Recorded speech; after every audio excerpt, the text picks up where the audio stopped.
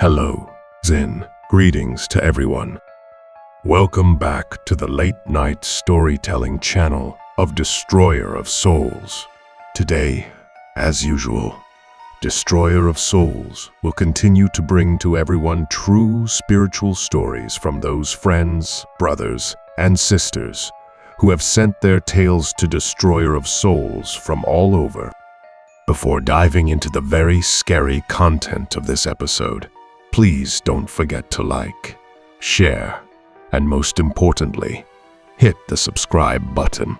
Destroyer of Souls eagerly awaits to receive your spiritual stories through the email address njufuwong@fenquangmedia.com displayed on the screen. Without wasting your time, let's dive into today's video content. The most recent story that Destroyer of Souls shares is related to an old calf. Quinn and a close friend of his from college, named Mandy, opened it in District 6. However, this calf had some misunderstandings, akin to conflicts that arise between children or teenagers, which led to the two not connecting with each other for a long time. However, recently, Quinn accidentally received a phone call from Mandy, thanks to a mutual friend Chung connecting the two of them, and they ended up chatting again. Currently, Mandy works as a ground attendant at Tan Son Nhat Airport, specifically handling the transportation of luggage to the conveyor belt. After talking for a while, they learned that Mandy was also married.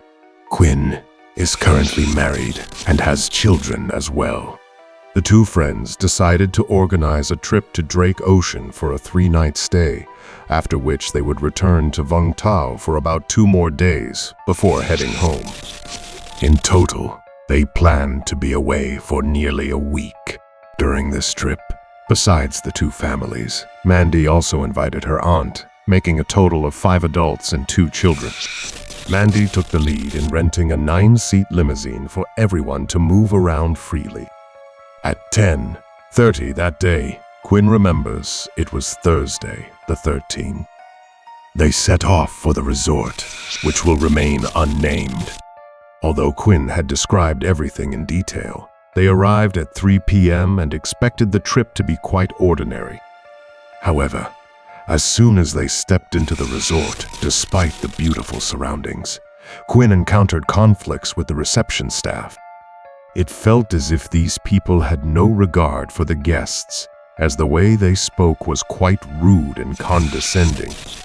Quinn was very upset and wanted to go somewhere else, but Mandy had already booked the room and paid 100% in advance.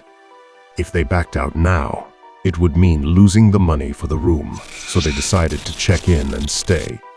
As Destroyer of Souls just described, even though the staff's attitude was not good, the scenery was beautiful.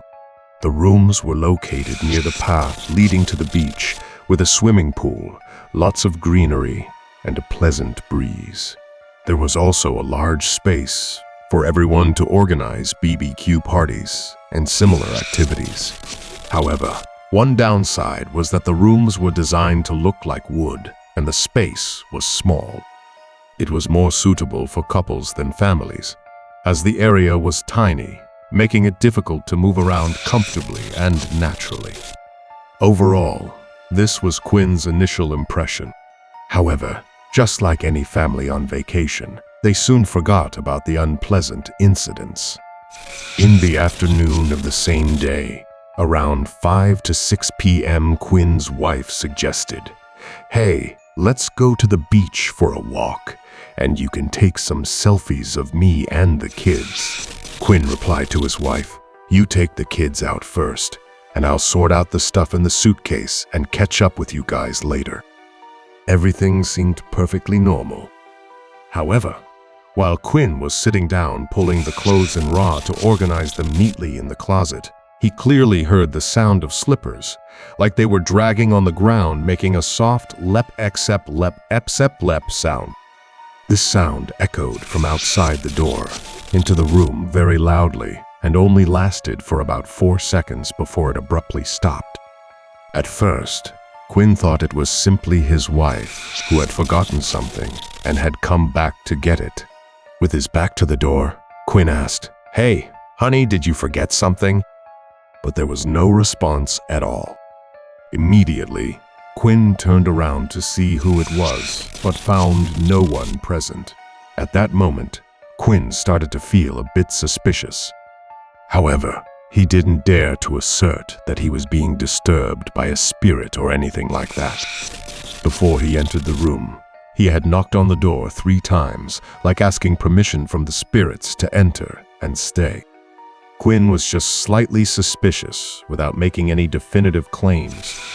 After cleaning up and putting everything away, Quinn locked the door and went out to the beach to hang out with everyone, not sharing this story with anyone. By the evening, around 9 p.m., after a fulfilling meal and a stroll around the resort, everyone returned to their rooms to rest. And would you believe it?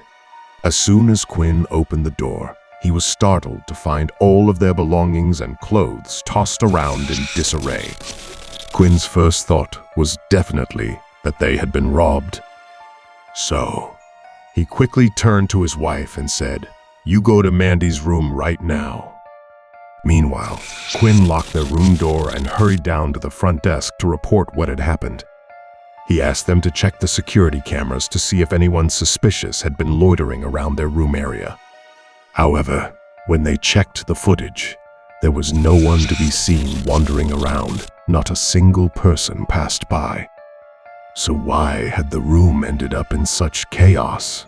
Although the belongings were all scattered, valuables like cash, power banks, and tablets were all still intact.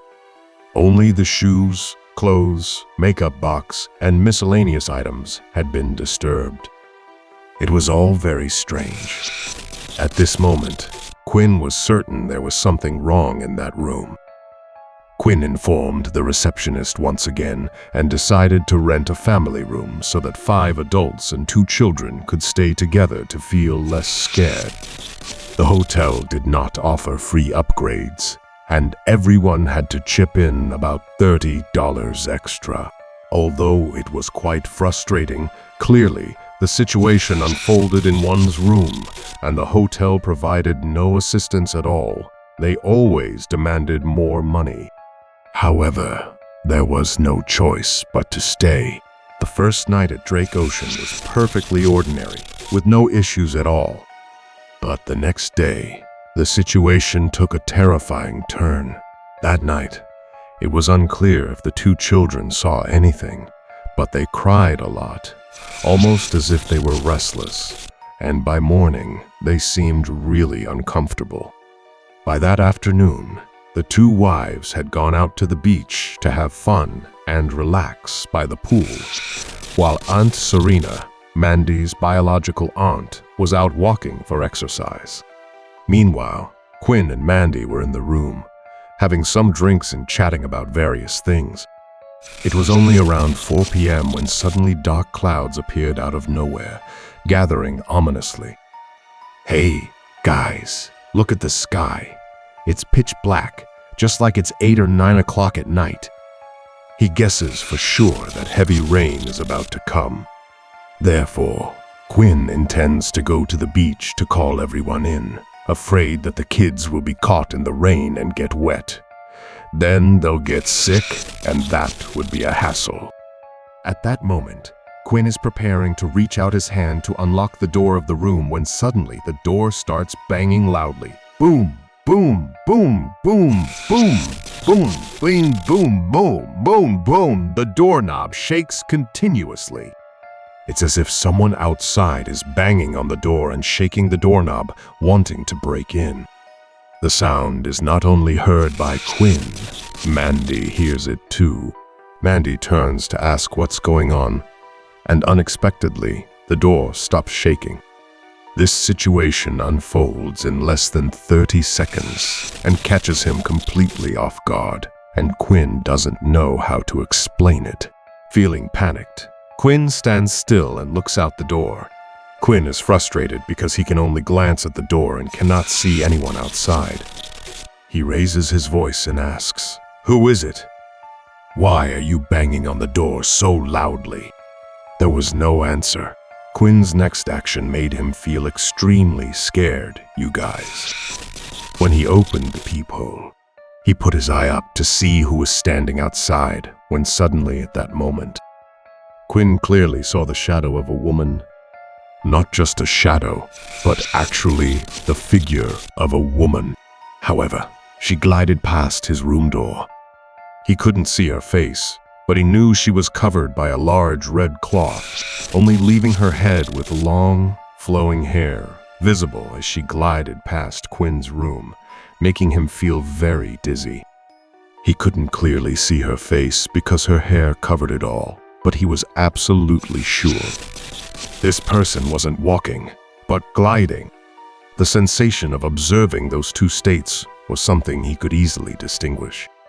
He felt very frightened, standing frozen in place, and Mandy, who was sitting at the table, asked him what was wrong.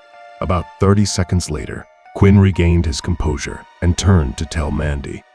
However, Mandy had a different perspective.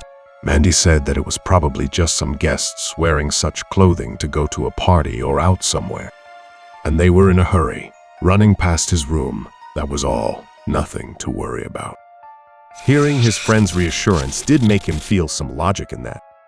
Quinn tried to keep his mind from thinking in a spiritual direction to reduce his fear. However, just when he was about to regain his composure, he heard a sound. This sound was neither that of a man nor a woman. It echoed strangely, evoking a sense of fear, making it impossible to distinguish whether it was male or female. It was reciting something akin to poetry. Later, when he regained his senses, he searched for a few lines that he remembered, only to realize that the voice was reading poetry by a famous poet, leaving him stunned. He stepped back, unable to move forward as his legs felt like roots, firmly planted on the ground, until the door to the room suddenly swung open.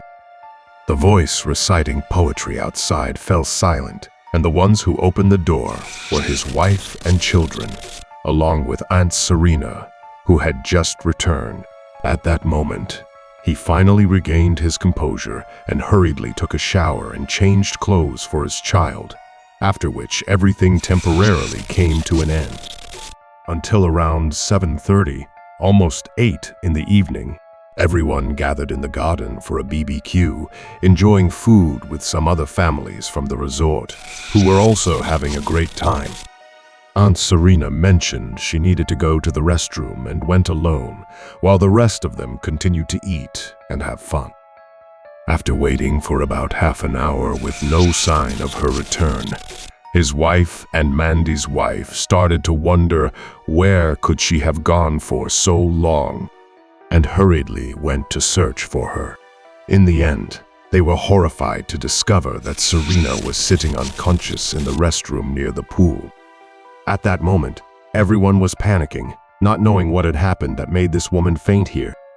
People took her outside to help her regain her senses, but her face had turned an eerie pale, as if she was terrified of something. She was stuttering when asked, refusing to share what was wrong, causing everyone around her to be just as confused. After a while, once she had collected herself, she started to tell a chilling story. The story goes that when she walked into the swimming pool area, in the restroom of that place, she noticed, about 10 meters away from where she stood, a girl in a swimsuit sitting on the edge of the pool. The girl dangled her legs down into the water, splashing playfully. She was kicking her legs in the water, making sounds like bap, bap, bap, bap. At this moment, Mrs. Serena could only see the girl's back since she was turned away, and she couldn't make out her face at all.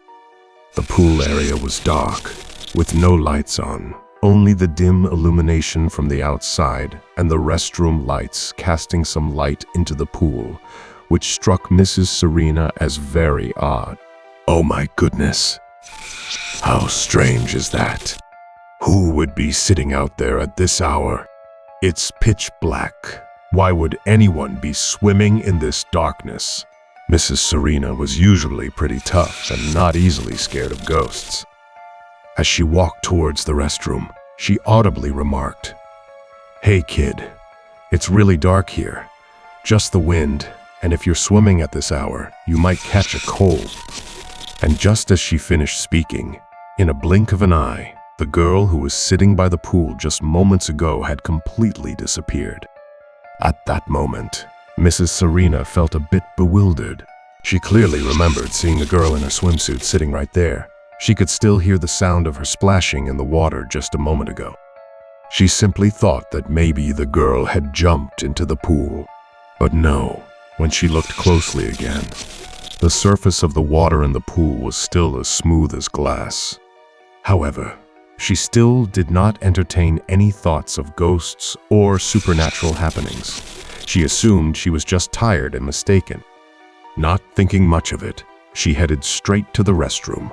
While she was taking care of her business, she heard the sound of the faucet at the sink running, as if someone was washing their hands. But when she stepped into the restroom, she was all alone. If someone had followed her in, she would have heard footsteps. Yet, Mrs. Serena didn't hear any sound at all, except for the water running. At this point, she started to feel anxious. After all the strange occurrences, she could no longer reassure herself. She thought to herself, "Oh my goodness, it must just be someone. There's no way it's a ghost. Just a person. Just a person."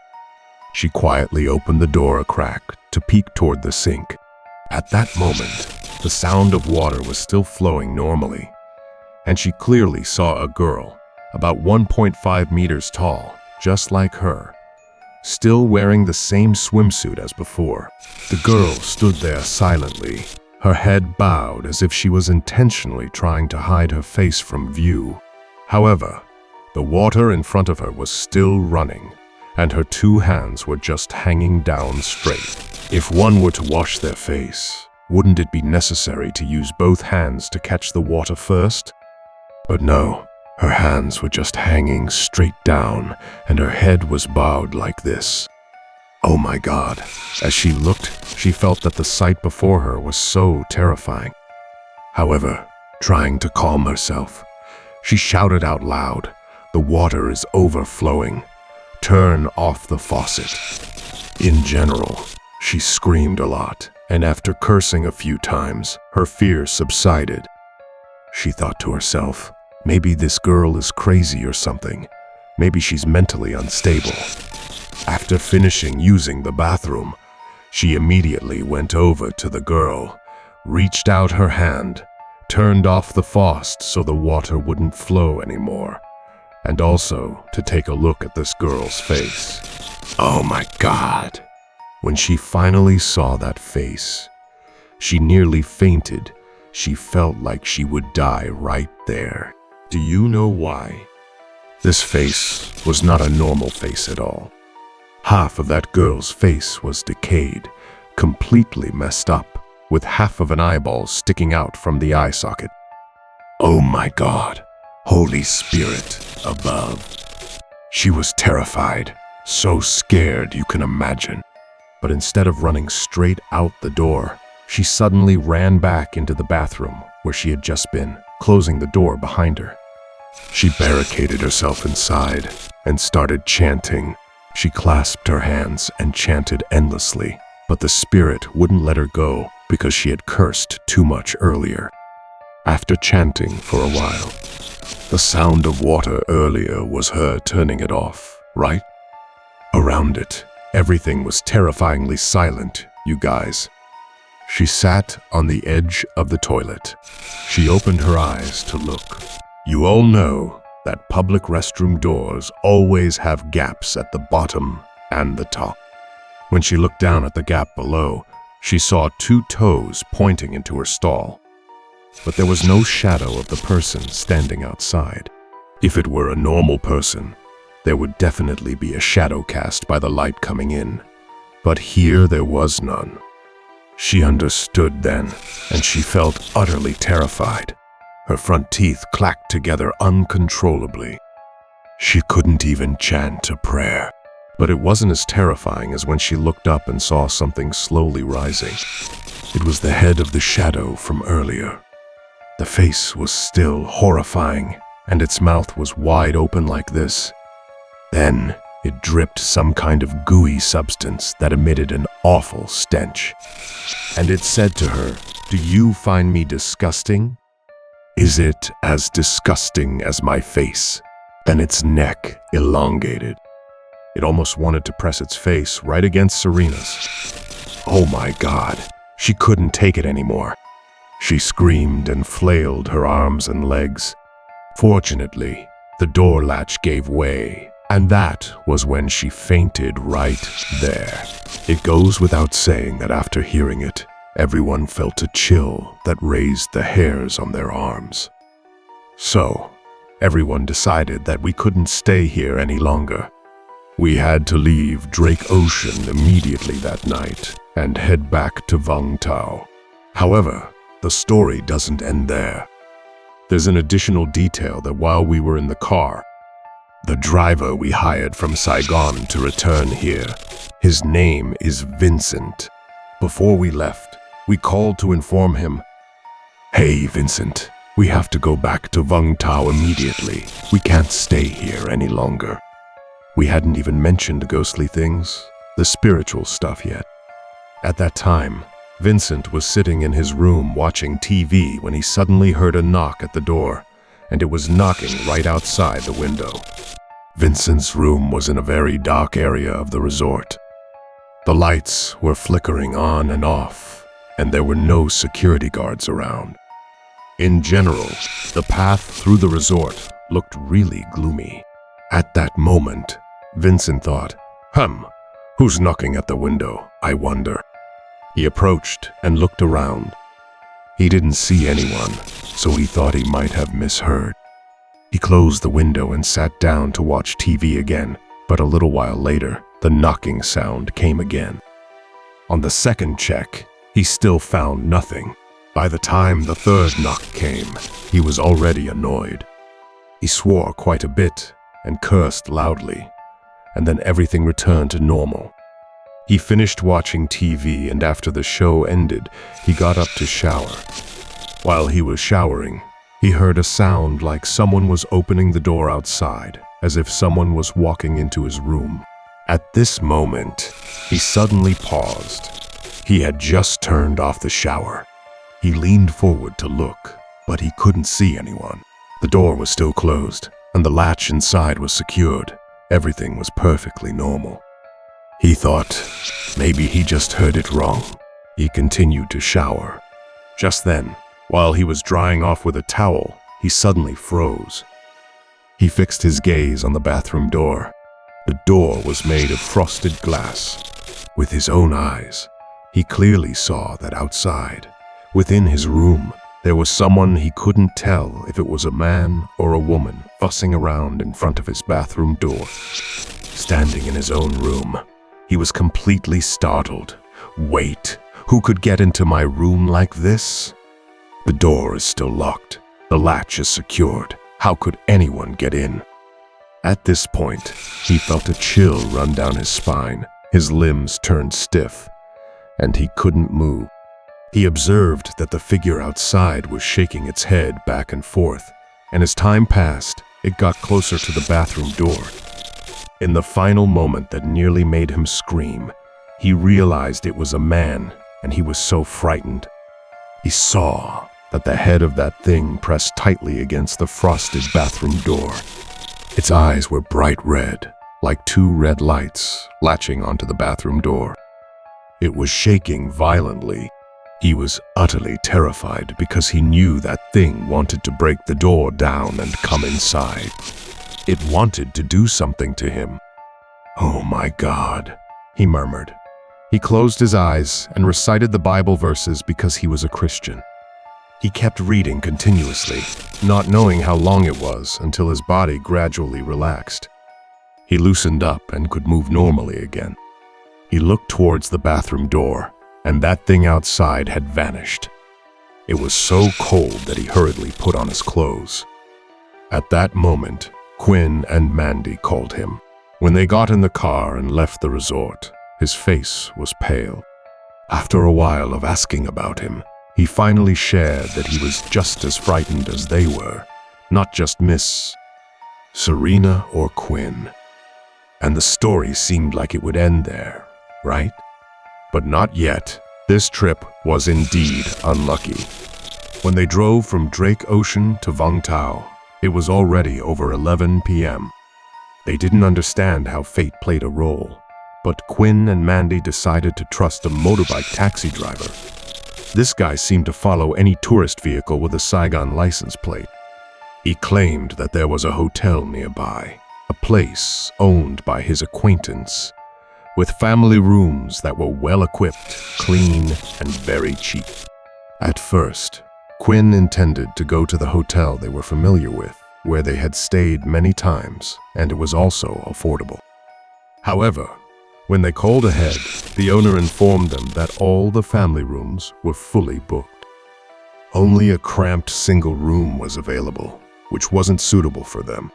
In the end, they decided to heed the advice of the motorbike taxi driver and headed straight to the hotel he suggested. Quinn mentioned the address and the hotel's name to Destroyer of Souls, but he requested to keep it a secret. When they arrived, they realized this place was more like a guest house than a hotel.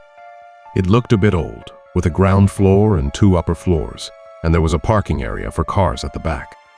From this location, they could easily cross the street, and the beach was right there. Upon arriving at the reception, they were given the room key for the 2nd floor. He clearly remembered the price was about $25 for a room with 2 double beds. When checking in, he noticed a faint smell of paint. He guessed that the owner had just renovated the place, so he felt reassured that there would be no issues. However, little did he know that something would happen that very night. In the middle of the night, after a long day of traveling and unpacking, he should have been sleeping soundly. But suddenly, Quinn was jolted awake by the laughter of the child of Mandy and her husband. He thought, why is the little one laughing so much at this hour? He turned to look at the couple's bed and saw that the boy was sitting up. He was perched between his parents, looking up at the ceiling and laughing as if he saw someone up there. At times, he raised both hands up high as if he wanted someone to pick him up. At this point, Quinn sensed that something was off. He pretended to lie down, just peeking to keep an eye on the boy to see what he would do next. But immediately he felt a weight pressing on him. It had been a long time since he had felt that sensation, and it made him extremely uncomfortable. He was scared, and right after that feeling of pressure, he looked up at the ceiling, directly facing the boy. There, above them, on the ceiling, was an old lady. Her back was pressed against the wall, and her 2 hands hung down, clapping as if to say, "Come play with me here, come on," just like luring children. In the room, the nightlight was turned on, so there was no way Quinn could have mistaken what he saw. Imagine this. In the middle of the night, he suddenly wakes up and sees an old woman's back stuck to the ceiling. He described her as wearing a brown outfit, with long silver-white hair hanging down messily. Her arms and legs were frail, with long, creepy nails. He couldn't see her face because her hair covered it, but one thing he was sure of was that this was an evil spirit. He was so scared that he was breathing heavily, and in his mind, he silently chanted for the Buddha and his ancestors to help him get rid of that spirit. But it seemed like the spirit knew that he was still awake, that he was peeking at her. Suddenly, she raised her right hand. She brushed her hair aside and tilted her head to let Quinn see that she was showing him her face and turning to look at him, daring him to do something. Needless to say, at that moment, Quinn was extremely frightened. The spirit showed him clearly her face, with a very sharp chin, hollowed cheeks, and eyes that were just white. And at that moment, she looked at him and said, "I see you. What are you reading? This little boy is so cute. Can they stay here with me? After saying that, the old woman's spirit shook her head and laughed wickedly. Then, she glided through the ceiling and disappeared. At that moment, Quinn could finally move again. He glanced over at little Kia and saw that he slowly lay down and closed his eyes, falling asleep immediately. He was certain that he was the only one in that room who could see the ghost and hear the laughter of that little boy. The sound was so loud that it woke Quinn up, but why didn't his parents, who were lying next to him, hear it? It must be that the ghost or Kia's spirit was covering their ears and blocking their eyes. Ever since he saw it, he was really scared and couldn't sleep at all, staying awake until morning. No matter how hard he tried, he just couldn't manage to sleep again. Around 8 a.m., everyone woke up. While waiting for the two wives to shower and change clothes for the kids, he went down to the reception to ask if there were any other available rooms. He made up a reason saying that the room he was in was hard to sleep in and that the air conditioning was making a constant, annoying noise that gave him a headache. But the receptionist said there were family rooms available, though they didn't have full amenities. Hearing that, he just fell silent, not knowing what else to say. If they didn't have full amenities, how could they stay there, especially with two families? Initially, he thought about telling everyone about this experience, but after considering it, he realized that no one else had encountered anything, so it would be better to stay silent. Speaking up would affect everyone's mindset, and the fun atmosphere of the trip might be ruined. If they encountered something else like that after the incident near Drake Ocean, everyone would probably decide to head back to Saigon immediately, unable to enjoy themselves anymore. So, he chose to keep it to himself and endure the situation alone. He was also scared, but at that moment, he figured he was the only one experiencing it. He hoped to manage on his own, thinking that with 1 or 2 days left, it wouldn't happen again. So that whole day, the group went out to play, eat, drink, have coffee, and swim at the beach just like normal. However, Quinn, having not slept at all the night before, found himself dozing off at times. When his wife noticed, she asked Quinn if he was okay, but he hid it and made up some excuse. Everything was fine until that night. At 7 p.m., we returned to the hotel from the Flagpole Square, and this second night was when things really got spooky. You see, Quinn was aware that there was something off in the room, so before going to bed, he invited Mandy and Vincent, the driver, to a nearby bar to drink a little and help him sleep better. The three of them sat around chatting, having a great time. Around 10 p.m., after settling the bill, they headed back, all feeling lightheaded and ready to crash as soon as they hit the room. Except for Quinn, who, after dozing off for a short while, suddenly jolted awake just before midnight due to a knocking sound. Lying there, he opened his eyes and listened intently. After a few minutes, it fell silent. Then a few moments later, the knocking came again, 3 times in total in the stillness of the room. The silence was eerie. It was so quiet that he couldn't hear any surrounding noises. While lying there, trying to close his eyes, he glanced at the clock. It was already past midnight. Everyone else was snoring loudly, yet he was the only one awake. His head throbbed, and his mouth felt dry from all the beer. So Quinn decided to sit up and head to the table for a bottle of water. Just as he opened the cap, he hadn't even lifted it to his mouth yet. There was some force compelling him to turn around, to look back. When he just turned his head, oh my God. He was so frightened that he dropped the water bottle on the floor, spilling all the water outside because he saw right next to Mandy and her husband's bed the old lady he met yesterday appearing again, still that terrifying figure. This time, she was standing, hunched over, looking intently at Mandy's baby, and a few seconds later, she lifted her head to stare at Quinn. Her mouth was open, filled with jagged teeth, looking quite scary. Immediately, she pointed her finger at Quinn and yelled, "Why? Why are you still here? Do you know this is my room? Leave this little one here for me." Hearing that, he felt completely frozen, and he shut his eyes, reciting the Buddha's name right away.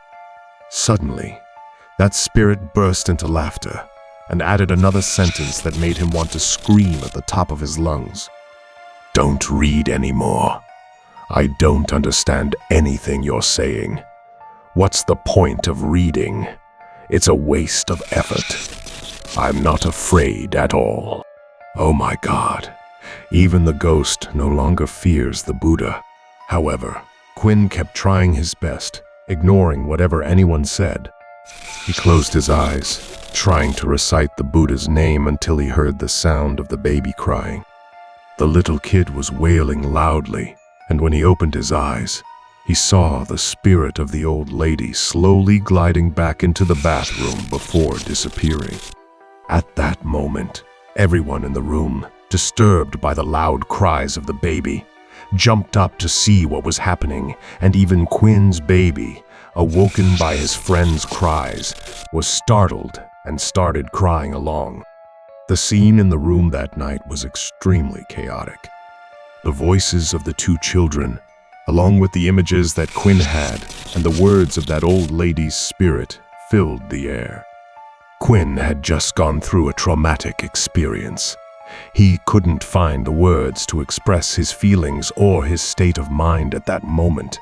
It was just overwhelming. Mandy's little boy was thrashing around intensely. He kicked and waved his hands continuously, refusing to let anyone touch him, even his parents. Everyone looked on in panic. At that moment, they could only try to soothe the child. What else could they do? Mandy then turned to see her friend's face, recalling all those stories from the past, now filled with doubt. And he said, "Let the two wives calm the child down. Let's step outside for a bit." At that moment, Mandy asked, "What's going on? Tell me." Oh my God. At that moment, Quinn finally dared to speak the truth. As he spoke, his attitude was somewhat hesitant due to the horror he had just experienced that he couldn't shake off. And hearing that, Mandy was undoubtedly scared as well. So the two of them decided to check out immediately and find another hotel because there was no way they could stay there any longer. No matter the cost, they had to rent a place. They couldn't cling on anymore. Twice, they had experienced 2 hotels with spirits, both full of evil spirits, not gentle ones at all. Finally, they called Vincent, the driver, urgently, and eventually found 2 relatively bright, clean rooms on Hong Hoa Tam Street. From the moment they entered this 3rd hotel, they slept very well, without any issues, and didn't encounter any spiritual phenomena anymore. So, everyone woke up the next day feeling very refreshed. They stayed for about half a day, until around 5 to 6 p.m. Then they got on the bus to return to Saigon. Quinn shared that he had been to Vung Tau countless times, but this was the first time he truly experienced the essence of 2 resorts and 2 haunted hotels that left an unforgettable impression on him. Those bloodied faces, those voices felt like they were just yesterday, and that marked the end of the first big story. Now moving on to the second big story. This story took place exactly 100 years ago, to be more precise, between 1924 and 1927, in a family that was very wealthy. According to Quinn's sister, who heard it from their grandmother at that time, their grandmother's family had 5 people. Great-grandfather and great-grandmother were the parents of the grandmother, along with her sister and older brother. And back then, the grandmother's family was very poor. They lived in a hut made of palm leaves, not built with clay walls or bricks. At that time, their grandmother was still very young.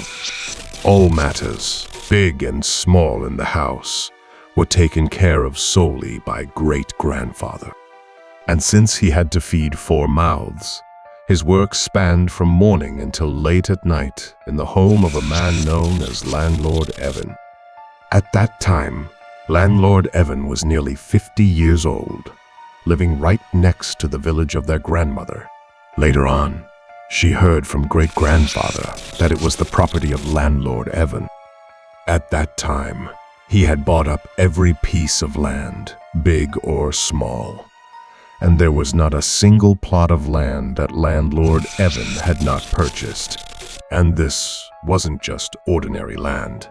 We're talking about fertile fields where the birds fly and the wings break.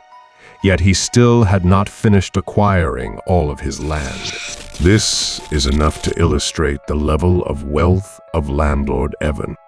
And I heard that the reason this man's family became wealthy and prosperous is that back when Mr. Evan's family was very poor, later on, they pointed out the revolutionary base to the enemies to ambush them, which ended up earning them a significant amount of money.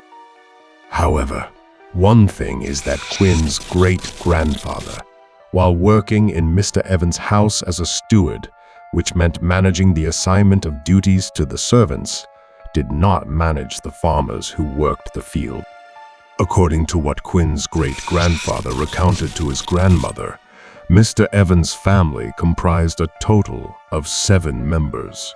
First, there was Mr. Evan, then his first wife named Mrs. Chase, who was 30 years old, and 2 sons of Mrs. Chase.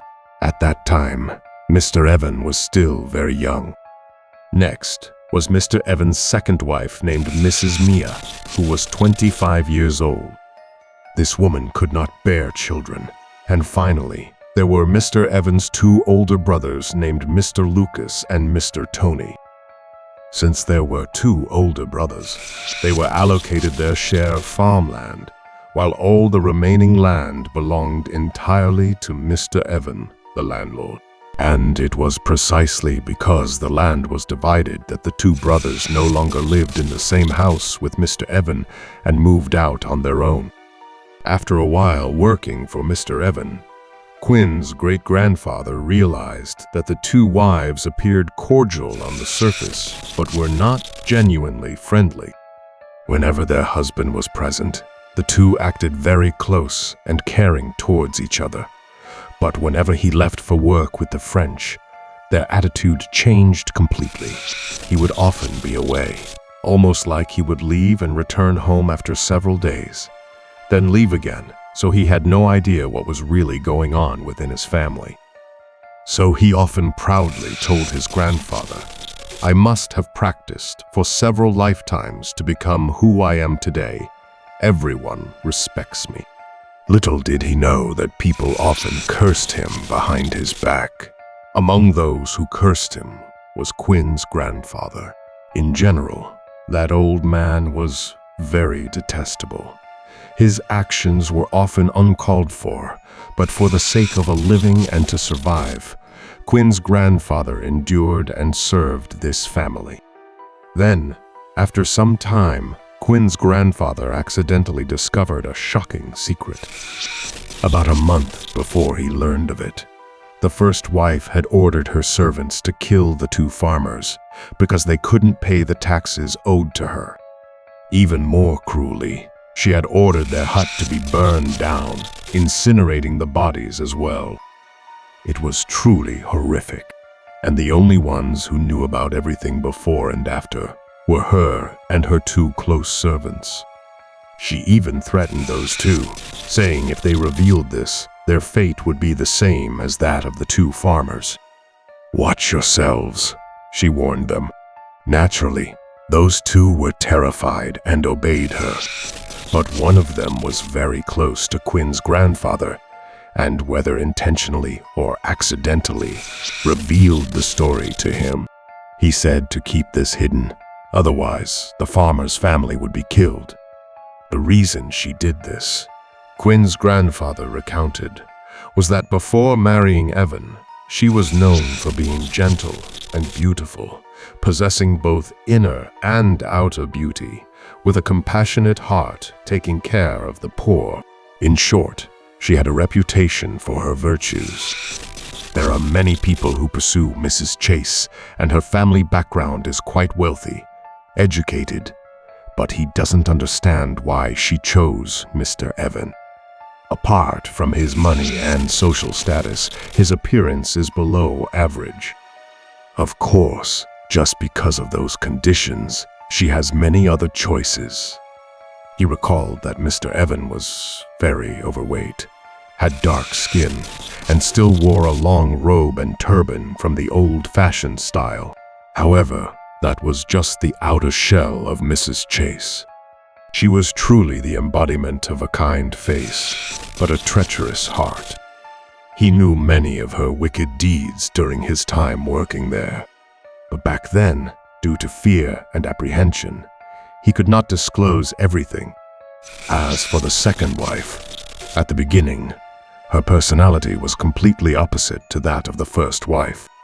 He didn't know much about Mrs. Mia's background because she was a northerner who moved to the south and met Mr. Evan when she was 22 years old. However, they lived together for nearly 3 years without having any children. But that did not mean Mr. Evan deserted her. In fact, he spent more time with Mrs. Mia than with Mrs. Chase, which made Mrs. Chase suspicious that Mrs. Mia must have cast some spell on Mr. Evan to make him so infatuated with her. Although Mrs. Chase gave birth to 2 children for Mr. Evan, and it was precisely because of that past conflict that the relationship and rivalry between the 2 women became extremely intense. However, since Mr. Evan cared more about his reputation than his feelings, both women somewhat pretended to be close in front of him. If the scene of these 2 women clashing in the family were to leak outside, where would his dignity and reputation go? Therefore, these 2 women knew he would be furious if he witnessed this situation where they seemed to tear each other apart, so they both pretended to get along very well. But he had no idea that the cruel actions of his family in the past had indirectly brought about tragedies for his own family as well. A year after the day the first wife killed the 2 tenants, Mr. Evan reportedly invited a famous theatrical troupe led by Master Nam Tu, known for performing ancient Chinese operas, to his home, setting up a stage in the yard. But it was meant only for family, friends, and officials to attend, while outsiders were forbidden from watching. Quinn's grandfather recounted that Mr. Evan was quite ruthless. For instance, if a villager lingered outside his house to sneak a peek, he would have them severely beaten. Mr. Quinn's grandfather was entrusted with the duty of commanding the servants to keep watch around the walls, fearing that people would climb up to see the performance.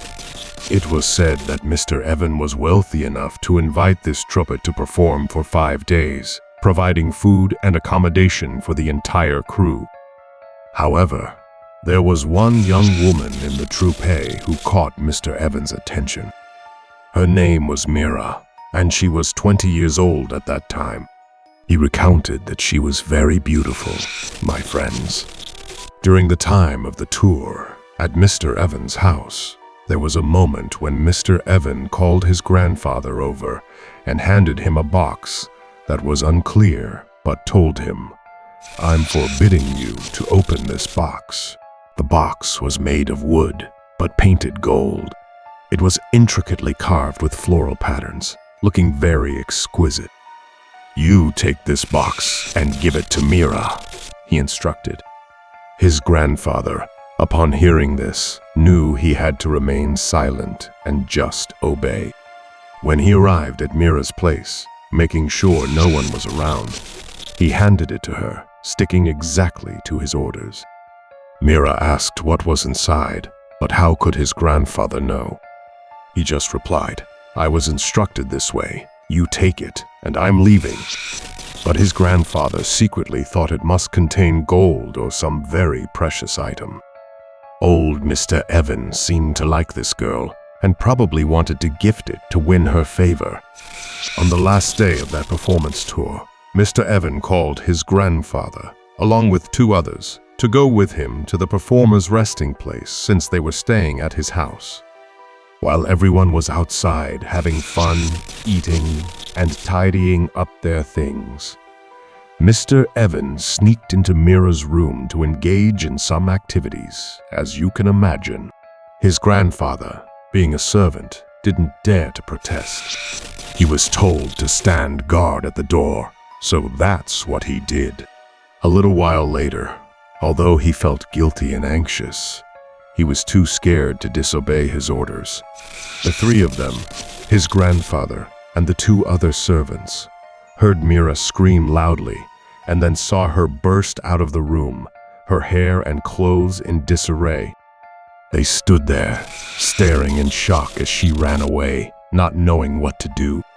At that moment, the old man stepped out, looking very pleased with himself, and told his grandfather, "You must not tell this story to either of my 2 wives.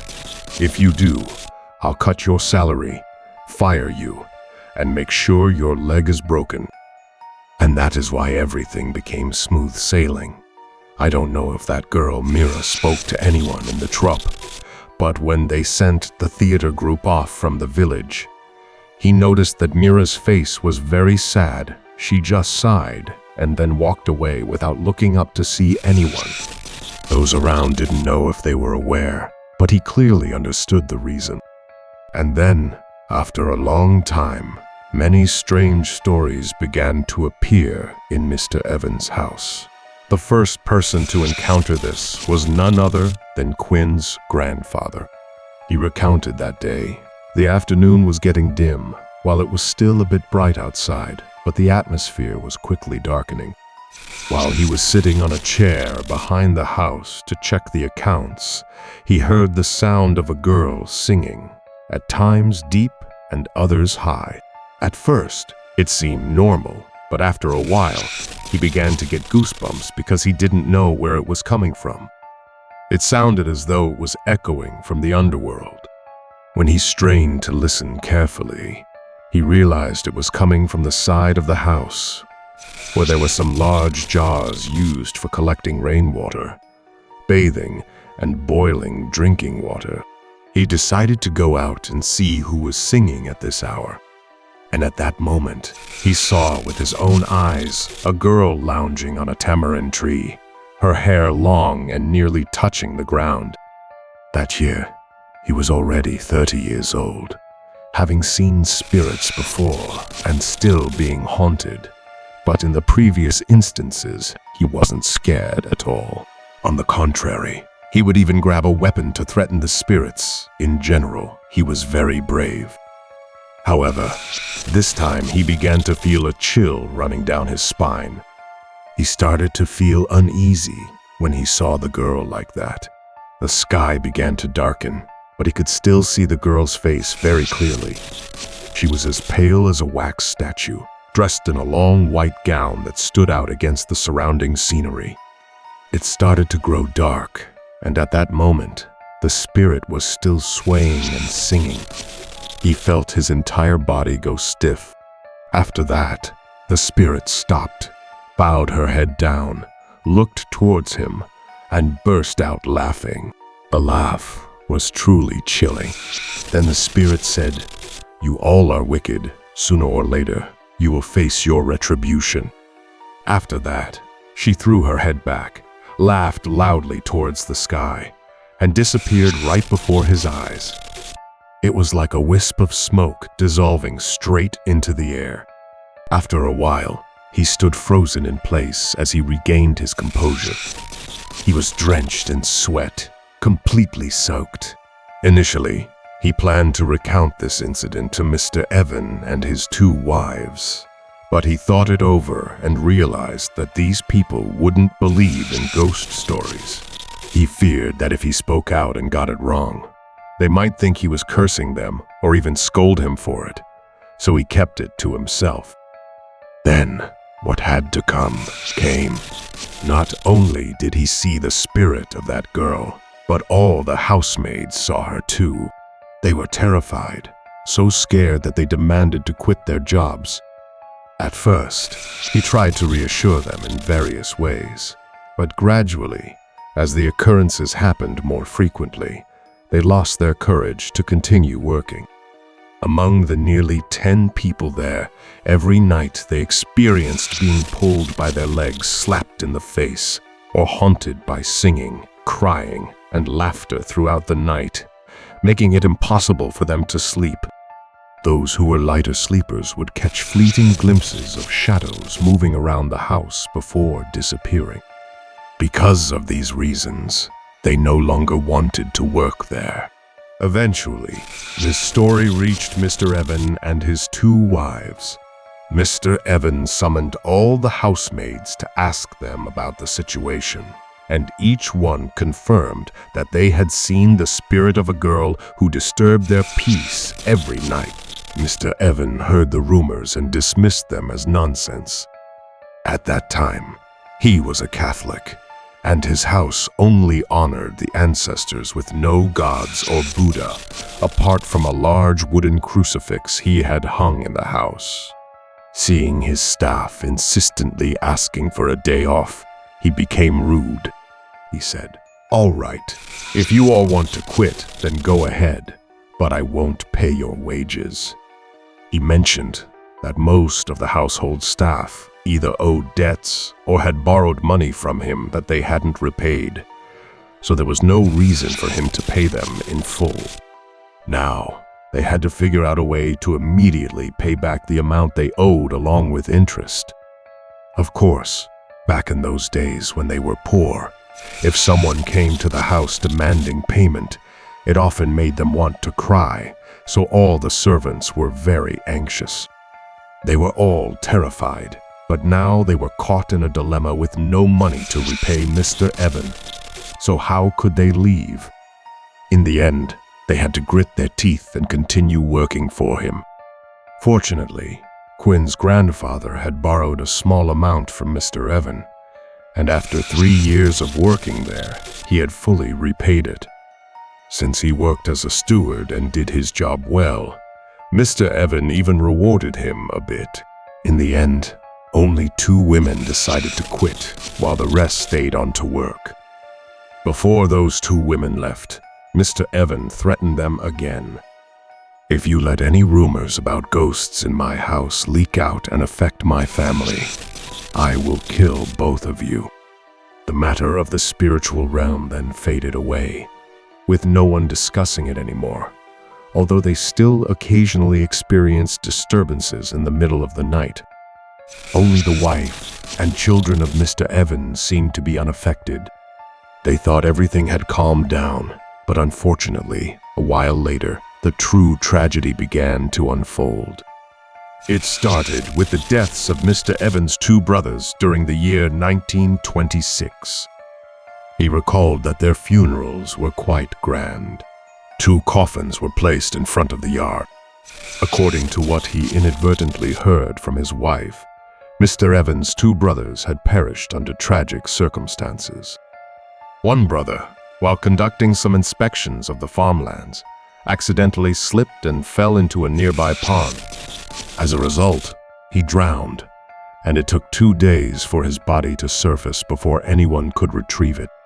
At the same time that the first brother met his fate, the youngest brother was at home resting on a hammock.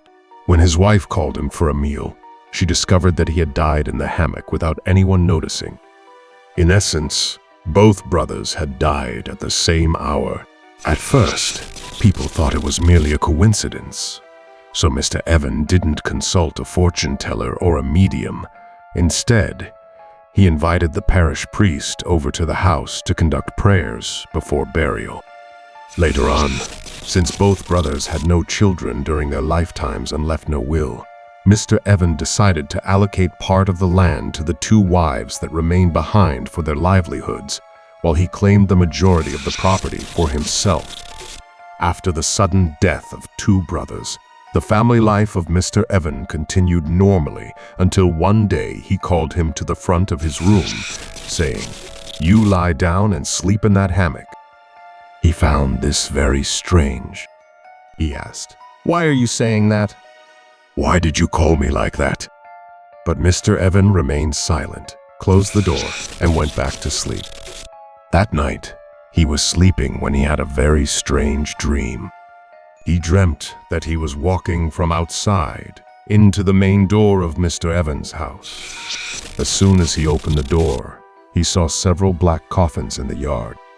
The scariest thing about it was that all these coffins were without lids, completely empty, surrounded by paper money and gold offerings fluttering everywhere. In Mr. Evans' house at that time, this was more precisely a forewarning that these empty coffins would be for the members of Mr. Evans' family. It's really scary. In Quinn's dream, his grandfather was also scared, you know. He woke up startled. And of course, he didn't dare to tell Mr. Evan about it because he was afraid of Mr. Evan's power. Then, on the same evening, when the family was preparing to have dinner, unexpectedly, a servant ran in to report, "Oh my God, oh my God. Mr. Evan's two sons, the biological children of the first wife, have died." Did you hear that? Just the day before. A dream, and now it comes true immediately. Upon inquiring more about the story, we found out that those two had an accident at the horse racetrack. The reason for their deaths was quite trivial. While the two brothers were racing to see who would finish first, suddenly the two horses, for some unknown reason, began to scream and thrash violently, causing the two brothers to lose their balance and fall to the ground simultaneously. When everyone rushed over to help them up, they discovered that both of them had already passed away. They were taken to the hospital for treatment, but it was in vain. They died right there on the spot. Needless to say, upon receiving the tragic news, Mrs. Chase fainted right there. Mr. Evan and Mrs. Mia, on the other hand, remained expressionless, completely unmoved. He didn't understand why their faces looked like that, but he guessed it was probably because they were in shock, leading to somewhat strange reactions. Not long after the two uncles had died, the two children followed suit, leading everyone to think that the Evan family was doomed to misfortune. Some even advised him to consult a fortune teller to figure out what was going on, but he firmly refused to listen.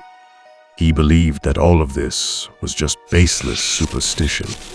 After that, the funeral of the two children went on as usual, except that the first wife, Mrs. Chase, appeared to be lost in a trance, sometimes coherent, sometimes delirious, which caused Mr. Evan to feel visibly uncomfortable on several occasions. As for the second wife, Mrs. Mia, it goes without saying that she was even more pleased, because she thought that the heavens were helping her to get rid of the first wife. She craved the family's fortune dearly. At that moment, her outward demeanor was one of satisfaction and delight. Proof of this is that just 2 to 3 days after the funeral, Mrs. Mia organized a feast, inviting relatives and friends to her residence to celebrate throughout the night. She tasked him with organizing such parties. Regarding Mr. Evan, after the sudden death of his two sons, he rarely stayed at home, and wherever he went, or whatever he did, no one knew. Occasionally, he just stopped by to eat and rest for a few days before moving on again. And so, a peaceful life did not last very long before the entire family received the tragic news that the first wife had hanged herself in the tamarind tree beside the house, right at the spot where the spirit of the daughter he had seen lingered. At this point, upon receiving the news that the first wife had suddenly hanged herself. Mr. Evan truly believed that there was something unusual going on in his house. He remembered all the ghost stories told by the tenants, from the servants' tales to the continuous deaths that occurred within a very short period. After the day of the funeral for the first wife, that night Mr. Quinn had yet another dream. He saw not only the spirit of the girl by the tamarind tree appear in his dream, but also the spirits of two tenant farmers, a father and son, who had been beaten to death by the first wife's orders. Their bodies burned, and their house also set ablaze. And behind the spirits of the father and son were the spirits of the two sons of the first wife, chained and kneeling like prisoners. Both of them cried and begged the two tenant farmers not to hit them anymore, not to hit them anymore. He witnessed all these scenes, but the surroundings were unrecognizable, as if he were in the underworld or somewhere else entirely. All he knew was that in front of him were such scenes. Good heavens! But the son among the two tenant farmers, seeing how desperately the two boys were pleading, didn't stop. The beating never ceased. "I will beat you to death.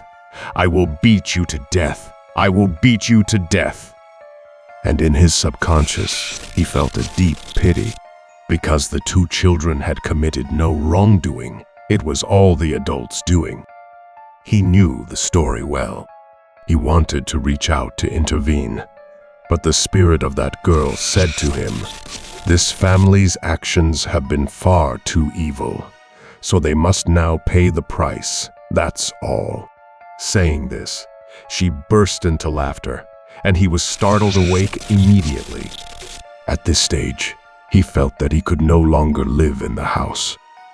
Suddenly, 1 or 2 days later, Mr. Evan Cho called him along with 2 close associates to accompany him down to a province in the southwestern region. He couldn't remember exactly which province it was, only that the road was bumpy and covered with dense trees, making the journey to the home of a certain woman very difficult.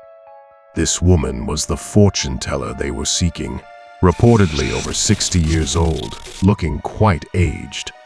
She was of Chinese descent and spoke Cantonese, much like someone from Hong Kong rather than standard Mandarin. He also understood Chinese. Mr. Evan had a bit of knowledge of Chinese as well, so he came here following someone's instructions to ask the fortune teller for help in understanding the tragic events that had led to numerous deaths occurring in his family. At that moment, the fortune teller looked directly at Mr. Evan's face and boldly said, "Tell me, have you ever done anything to harm another person's daughter?" Upon hearing this, Mr. Evan fell silent and did not respond, understanding what was about to unfold. The fortune teller's question was merely a formality, it seemed. Then she asked him to wait for a moment.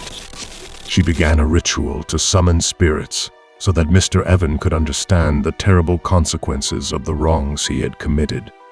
The dialogue between these two, between the spirit and Mr. Evan, allowed only him to enter the fortune teller's room, and due to his limited command of the language, he couldn't express himself as fluently as grandfather's Quinn could. Meanwhile, the 2 attendants had to wait outside, and a little while later, when the medium began to perform those rituals, both he and Evan were horrified to see suddenly her voice change from that of an old woman to that of a young girl, very clear but filled with deep resentment. Her face became furious. Her eyes rolled back, and she pointed directly at Evan's face while recounting her tragic story. The tale was that after committing lewd acts with Mira, the singer in the troupe, this matter seemed wrapped up, known only to him and 2 doormen, but little did they expect it to reach the first wife. She had then ordered someone to follow. Oh my God! In the end, she stealthily sent people to kidnap that Mira girl and ultimately eliminated her. Do you know the reason why? She feared that one day Evan would marry a third wife, or more precisely, if Mira bore a son, the family wealth would be divided, and her 2 children would not receive their rightful share. Thus, the only solution was to eliminate Mira. Next, the spirit of Mira spoke through the medium.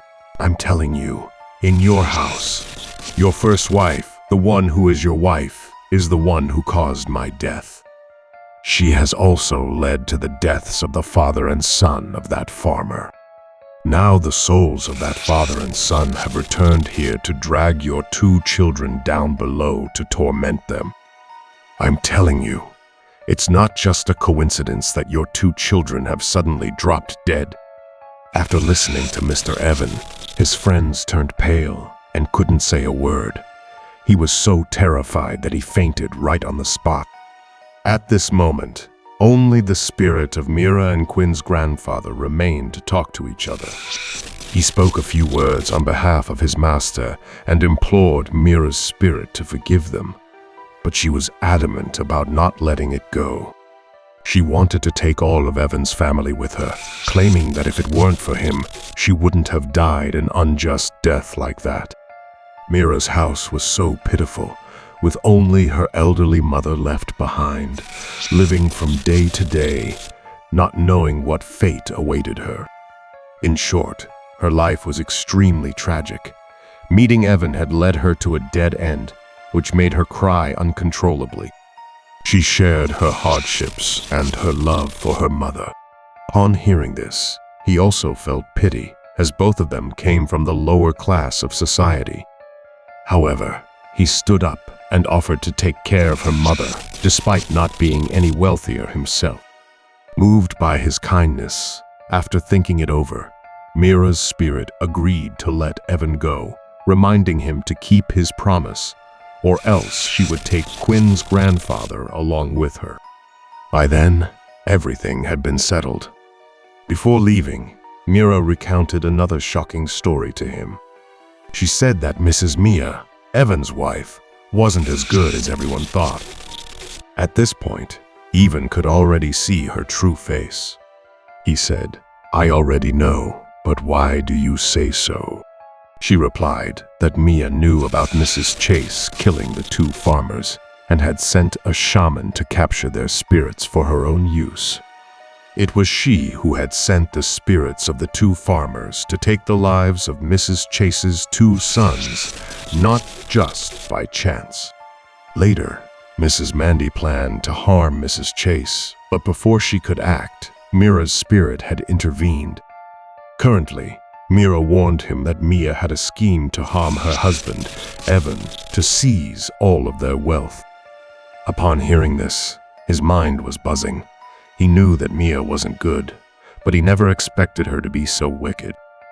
The hearts of people can be more frightening than ghosts. They were both women, family members, yet they could secretly plot against each other using curses and spirits to take the lives of innocent children.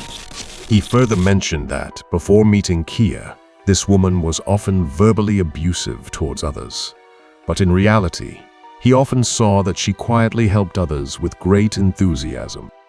Whenever he saw Evan yelling or physically punishing those who owed money, she would lend a helping hand.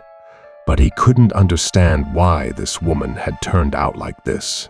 After exchanging everything and revealing all the hidden matters, the soul of Mira emerged from the body of the medium. At that moment, Evan also returned to his body and woke up. He had no idea that Mira's soul had left. He knelt down, clasped his hands together, and begged Mira to forgive him. But her soul was already gone. The medium recounted the story as it was, including the tale of Mia, but Evan didn't believe any of it. He dismissed everything, refusing to accept that the woman he cherished and adored had plotted to harm him and seize his wealth. But just as Mira had foretold, 1 year later, specifically in 1927, Evan suddenly fell ill with tuberculosis, one of the most dreaded diseases of that time, where those diagnosed basically made a deal with death as there was no healing remedy available. Although he neither smoked nor engaged in any harmful habits, he was taken to the hospital, where doctors could do nothing.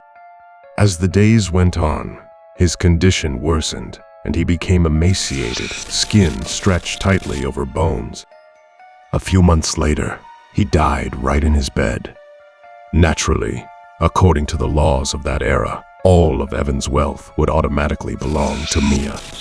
After Evan's death, he also resigned from his position in that house because he noticed that she didn't set up an altar to honor Evan or any other family members in the house.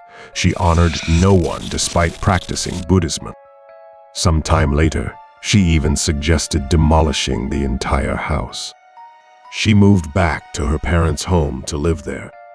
She hinted at asking Quinn's grandfather to come with her, but he refused because he was haunted by Mira's ghostly words that Mia was holding the spirits of their father and son captive to serve her for nefarious purposes, and her heart was truly dreadful. Therefore, how could he dare follow a woman like that, fearing that one day he might accidentally incur her wrath? In the end, he chose the path of retreating back to his family and seeking another job to continue his livelihood.